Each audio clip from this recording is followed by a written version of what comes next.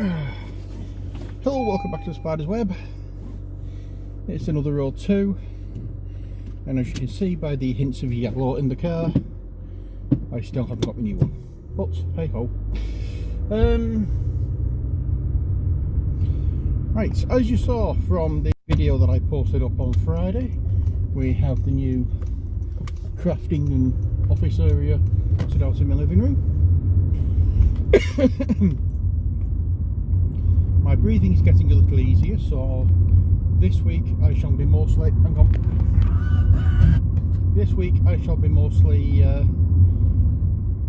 getting myself sorted for doing more painting videos where I finish off.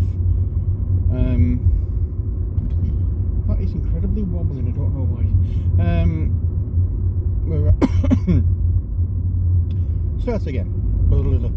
So this week I shall be mostly getting myself sorted for finishing off the box set for Vampire Hunters. I need to get it sorted, don't I? It's getting silly now. I've not painted anything for a while on camera, and you know, I miss doing it, but I did enjoy painting the Age of Sigmar Stormcast Eternals, or whatever the hell they are, the other night, which you saw on that video on Friday. I shall be doing some painting videos on those because I do have more to add to it, building up slowly my Stormcast Eternal army. I'm painting them in the colour scheme of the Lions of Sigmar, I think that's what they're called, and yeah, because I like the purple with the gold colour, so that's why I'm doing that. I'm not necessarily doing it to the official colour scheme of, you know, the Lions of Sigmar, if there is an official colour scheme. I'm doing it to my own variation of such. It's basically gold and purple and that kind of thing, so I'm going to keep it as, I'm going to class it as being the Lions of Sigmar, but I'm not going to go along with the party line, as it were. The my models, I'm doing them the way I want to do them, and as close as, damn it, to the proper colour scheme as makes no odds. You also may have noticed that I've got Army Painter paints now. I don't have a great big selection of Army Painter paints, I just have a very small selection at the moment. But the Age of Sigmar minis were done with, or the majority of it was done with the Army Painter paints. The gold and the purple were Army Painter, and a few other colours as well thrown in there that were Army Painter, but they were the majority. I think I mentioned in other videos that there's a shop or stall in Wigan Market that has started selling Army Painter paints. They do do the GW paints, and they do quite a bit of Army Painter stuff as well, and a few games in the process. They do have bolt action in there, which I'm so tempted with, because I've got the what do we call it? So I've got the Tanks game, which is part of bolt action. So I may at some point go into having a bash at bolt action as well as tanks. But what I do need, which I'll be getting hopefully next week, well, not next week, not a week on Tuesday, it's Sunday afternoon now. What I think I might do next week, when I get some work in, is nip in and get a couple of colours of the Army Painter primer spray, and I'm just going to do a primer spray on the tanks, out of tanks, to differentiate them. So probably do Germans in like a bloody grey colour, the English in a green, dark greeny colour, and I may do the Americans in a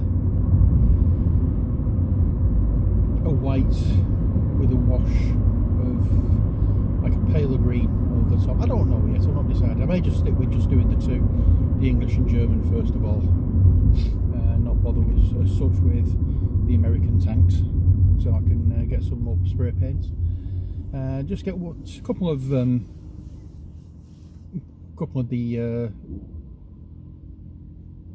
armies done, and then at least I can play then with, shall we say, painted tanks. I know they are actually painted, but I'm not going overboard with them. I can always, alright, thank you. I can always do some camouflage patterns and things over the top of it at a later date. I don't actually have to do it now, but there we are. So we're just waiting here now for the lights to change to red, or from red to green. And I did mention, didn't I, I was going to my dad's, it's Sunday afternoon, can't remember. But I've got a new phone. My old phone was getting really silly. It was holding a charge for about 2 hours and that was it. My old phone was the Galaxy S6. And as you know, from the S6 onwards, they started sealing the batteries into the phone, so you can't actually interchange the battery. And when I'd looked the other day, the actual back on my phone, after taking the back cover off, or I have a cover over my phone to protect it from droppage, when I took that off the phone, it had actually popped the back open, so the battery had obviously swelled up a little bit, and that's why, and there's been an issue with it, and that's why it's not holding a charge.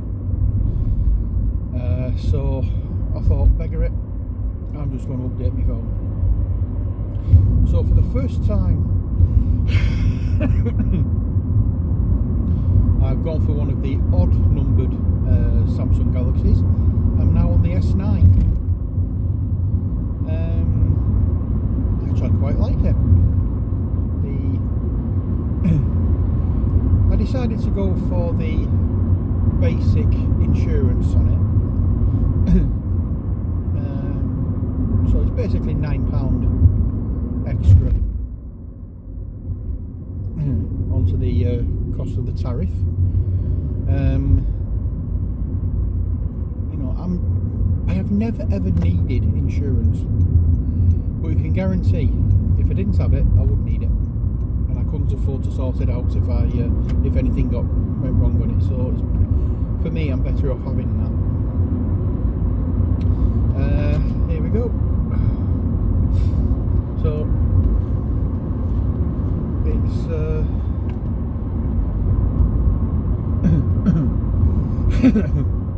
I've had it a few days now. I do quite like it. It's much better. The camera's much better than the S6, and I can also do slow-mo and extra slow-mo and extra fast video on the back camera as well. So I'm just waiting for Rizzy to get on his wheel that I can do some slow motion shots. That ain't happening, unfortunately. He's getting to be a bit of an antisocial bugger at the moment. So, what do we call it? He's keeping himself to himself. He's not coming out when he knows we're out. So I'm going to have to do something about that. Get my hands in there and start messing about with him just to make sure that he's used to us again. Because he did used to come out quite often, but at the moment he doesn't seem to be doing. So I don't know what's up with him. So I'm going to have a look later on and see if there's any issues. He's wandering about and he's quite happy, but when I get in bed I can hear him on his wheel. It's just when we're out, he's not coming out, as it were. So I'm going to have to do something about that, because I don't want to have a pet that won't interact with us in any way, shape or form. okay, yes, I've got a fish and they don't really interact, but they're swimming about, you can watch them swim about, and it's very relaxing for watching them swimming around. Whereas Rizzy, you don't see him, and then when you go to bed, he comes out, and all you can hear is his little wheel rattling along and squeaking a little bit. And every now and again, when you sat there, you can hear him drinking out of his little water bottle. Click, click, click, click, click, click, click, click, click. And then he's back under his in his tunnel or in one of his beds. Nah, not going to happen any longer. We're going to get the little beggar trained up, soup and okay for handling. So that's how we're going to work this now. So I've got my job set up, got my work cut out for me with Rizzy.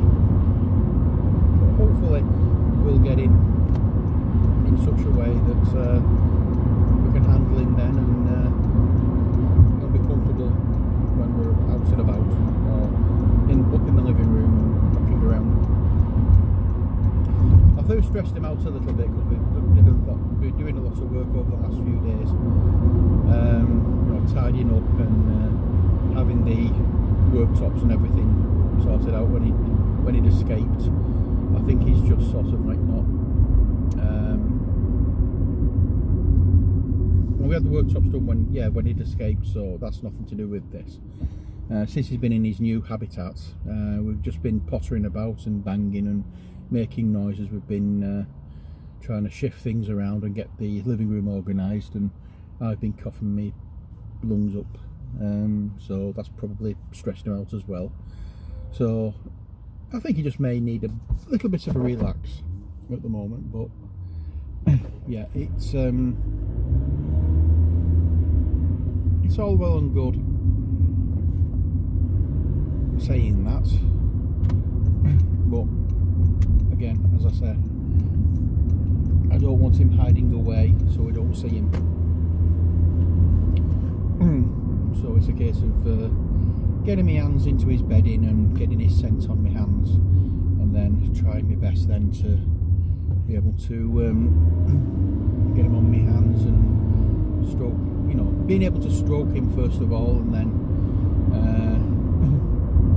you know, take things slowly, keep doing that so he's used to being handled and used to hands in his cage, and then hopefully he'll be able to at some point, you know, just go on our hands and allow us to stroke and just start getting friendly. Because this is the first hamster I've had. I've had two hamsters before, and both of them have been friendly. Both of them have able to have been handled, and I'm not letting this little beggar beat me.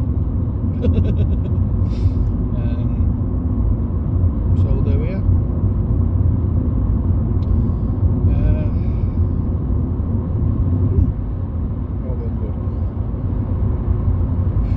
It's one of those situations where, you know, it's just, I think basically what it is because of things that have happened, we've not had the chance to, because it was in too small a cage, we've not been able to train him to be handled as early as we should have done, and I'm hoping it's not too late now. If it is, it is. Nothing we can do about it, but I'm going to try. You know, we made the mistake with the cage we got. We got one that was way too small for him, and now he's got somewhere bigger, somewhere he can run around. And I don't want him really just hiding away all the time. But again, with there being a lot of noise, you know, noise does stress him out, does stress hamsters out, because they're basically stress heads when all's said and done. So we just need a calm atmosphere in the flat, which hopefully we're going to get now that we've got everything sorted out. However, there may be a chance I'm moving. I can't say much much more than that, but there may be a chance that I'm moving. I know somebody who is interested in doing a swap, or who wants to do a swap, and it sounds as though they may be interested in my flat. It's the same person who was showing interest, or who was talking to about getting Ali's flat, but when she found out that Ali had, you had to walk upstairs, that's what put her off, because she wants a ground floor place and mine's ground floor. So hopefully, fingers crossed, that will come off. And I don't want to jinx it by going into it by talking about it and raising my hopes too much. And just in case you're wondering what that beeping is, it's parking sensor. So yeah, I'm here at my dad's, yeah, just keep your fingers crossed for me. Hopefully we'll get somewhere, because I really want to get out of that flat. I don't want to stay in there, because I wouldn't feel comfortable bringing Isabel into that flat.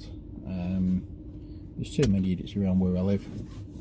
So, as I say, keep your fingers crossed for me, and hopefully, fairly soon, we'll be able to do videos from a completely different place altogether. But as for this video, that's all we have time for. So until next time, as always, take care, God bless, and bye for now.